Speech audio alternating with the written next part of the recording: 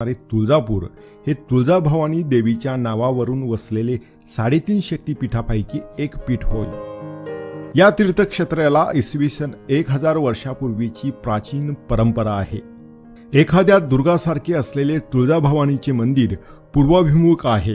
गर्भगृह, गूढ मंडप आणि 16 खांबी मंडपात धर्तीवर बांधलेल्या सभा मंडप अशी विस्तीर्ण प्रकारातील भवानी मंदिराची रचना आहे।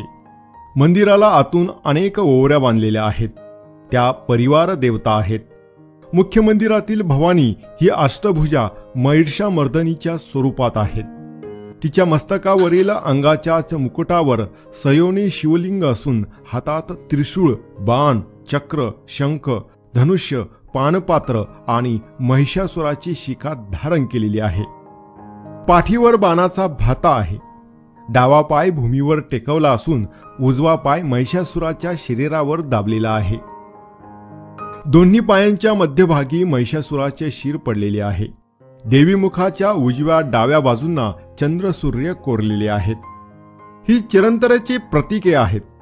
ब्रह्मदेवाचा भक्त असलेल्या कुकुर दैत्याने महिषाचे मायावी रूप धारण करून देवीवर चाल केली होती। आदिमाया आदिशक्तीने त्या महिषाचा आपल्या दैवी सामर्थ्याने शस्त्राच्या सहाय्याने वध केला। संकटे दूर करण्यासाठी जगदंबा त्वरित धावून आली, म्हणून जगदंबेला त्वरित किंवा तुरीना म्हणण्याचा प्रधान पडला।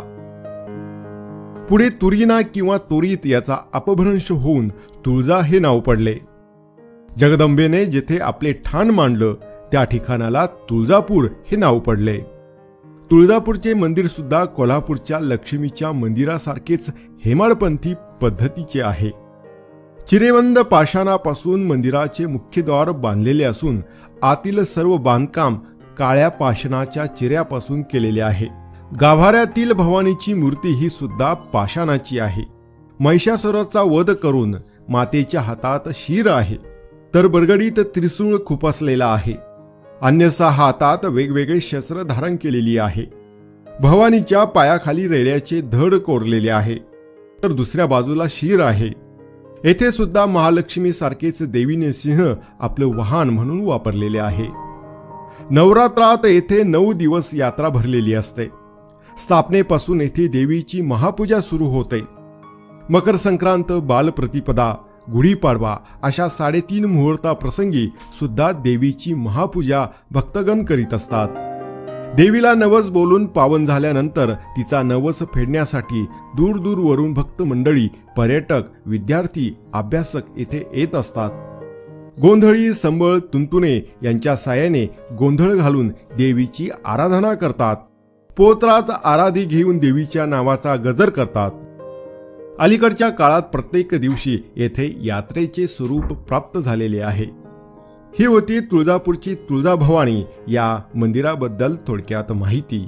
आपल्याला आमची माहिती कशी वाटली ती जरूर कळवा। अजून आपण आमच्या चॅनलला सबस्क्राईब केले नसेल तर जरूर सबस्क्राईब करा। महाराष्ट्रातील सर्व पर्यटन स्थळांची माहिती मिळवण्यासाठी आमच्या चॅनलला सबस्क्राईब करा आणि बाजूची बेल बटन दाबायला सुद्धा विसरू नका।